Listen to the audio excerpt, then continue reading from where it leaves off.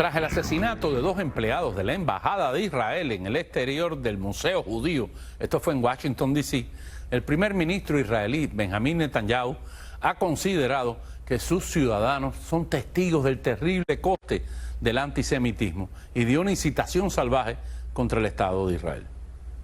Sarah Milgrim y Yaron Lisinski murieron al instante.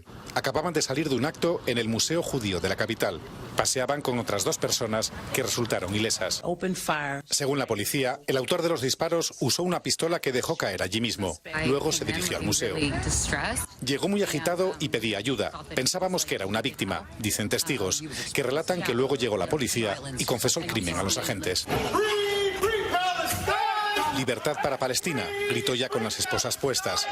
Las autoridades lo identifican como Elías Rodríguez, de 30 años y residente en Chicago. No tiene antecedentes y tampoco la policía lo tenía en el radar. El FBI trata el crimen como posible delito de odio e investiga vínculos terroristas. La Fiscalía todavía no ha presentado cargos. El tiroteo se ha producido en una de las zonas más vigiladas de Washington. El Museo Judío está ubicado frente a las oficinas del FBI y está cerca del Capitolio y la Casa Blanca. Yaron Lisinski había nacido en Alemania y emigrado a Israel con 16 años. Su novia, Sarah Milgrim, nacida en Kansas City, tenía doble nacionalidad israelí y estadounidense. Ambos trabajaban en la Embajada de Israel en asuntos de política internacional. El embajador de Israel ante la ONU dice que el crimen nace de las críticas. Y para comentar sobre este tema nos acompaña Rolando Béjar, a quien le damos la bienvenida, judío cubano, de la comunidad cubana judía y además un fiel representante de los intereses del pueblo judío aquí en el sur de la Florida. Y del pueblo cubano. Por supuesto, también. Bueno, yo te agradezco siempre la invitación porque tú tienes una amplia ventana con unos seguidores que te respetan y te aprecian. Así que para mí es un placer y un honor acompañarte. Cuéntame, ¿esto te sorprende, este ataque en Washington, D.C., después de que hemos visto como que se ha arreciado la política contra los pro-terroristas, los pro-izquierda, los enemigos de Israel a nivel nacional?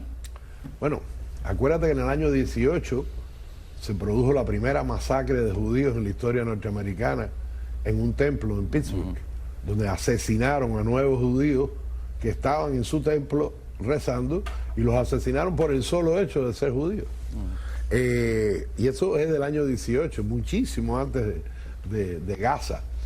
Pero sobre todo después del horrible ataque, de la masacre que cometieron Hamás y los palestinos de Gaza que les acompañaron, los civiles que les acompañaron en esa masacre, lejos de que el mundo se solidarizara con las víctimas, que eran los israelíes, esa mezcla horrible que es el islamocomunismo,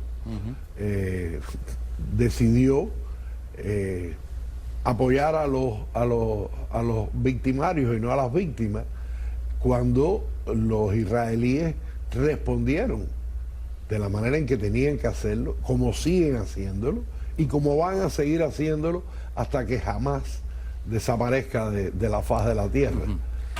¿Qué le dices a los que dicen, a la opinión de que estamos en presencia de un intento de Netanyahu por mejorar su imagen y que esto tiene más un trasfondo político que un trasfondo de interés, de subsistencia del pueblo palestino, del pueblo israelí, perdóname, en la Franja de Gaza? Me parece una canallada.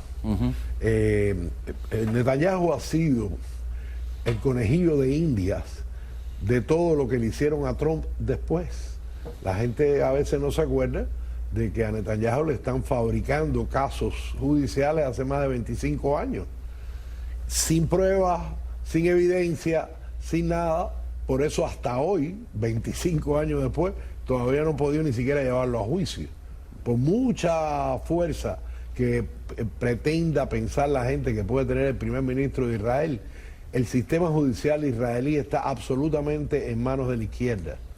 ¿Ah, sí? Sí, absolutamente. Por eso es la necesidad de la reforma judicial.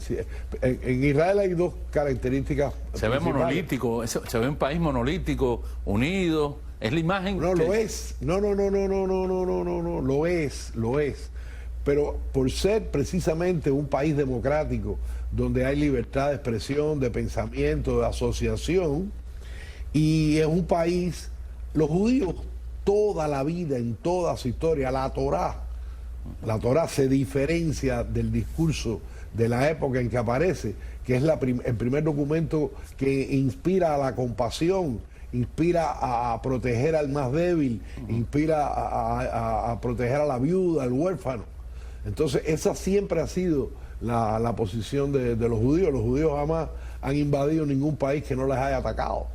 No han colonizado nunca a nadie. ¿Sabes cómo son los tiempos en televisión? Por eso brinco un poco de patio. Dale. Y te estoy preguntando cómo crees que se solucione entonces este conflicto en la Franja de Gaza. Matando la mayor cantidad de terroristas posible. Sí, pero bueno, ahora mismo la masa civil, que de todas maneras está presente y que de todas maneras va a ser utilizada a favor y en contra por ambos bandos. ¿Cómo ves una solución posible? ¿Van a salir de la franja? ¿Crees que se deben quedar? ¿Que se debe reestructurar? Bueno, inevitablemente, Israel tiene que tener control físico de la Franja de Gaza desde el punto de vista de seguridad. No necesariamente de administración civil, pero sí de seguridad, porque no puede volver a pasar. ¿Con libre acceso? Sí, claro. Y además, yo te mandé un link, un nexo, de lo que están diciendo los palestinos hoy respecto a Gaza y respecto a Hamas. O sea, había una cantidad importante de colaboradores de Hamas, de la misma manera que hay una cantidad importante de cubanos que apoyan el régimen. ¿Okay? No vamos a cegarnos. Y esa gente festejó la matanza cuando recibieron a los prisioneros, los escupieron y los golpearon. Hay videos inclusive. Y hay videos de todo eso.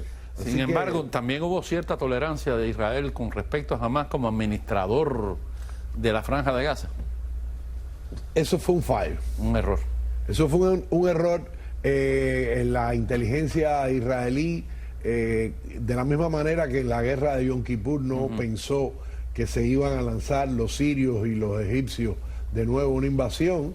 En esta ocasión pensaron que las intenciones de Hamas realmente no eran este tipo, o sea, no se imaginaron que había este ataque coordinado, que gracias a Dios no sucedió, porque lo que estaba planeado era un ataque simultáneo desde Yemen, desde Gaza y desde el Líbano. Imagínate. Por Hezbollah. Gracias a Dios no se pusieron de acuerdo, parece que el dinero no alcanzó. No, es que no cuadraron el dinero y ahí. Oye, Rolando, muchas gracias por estar con nosotros. Espero que no sea la última vez. Tenemos que seguir analizando la situación y los pormenores de lo que está sucediendo en Israel y, por supuesto, con el pueblo judío, aquí inclusive en los Estados Unidos. Nosotros hacemos otra pausa y al regresar, un influencer nos muestra el estado de calamidad en que se encuentra el Acuario Nacional de Cuba, en Miramar, señores. Un parque bellísimo. En sus inicios, hoy una ruina. Ya volvemos, no se vayan.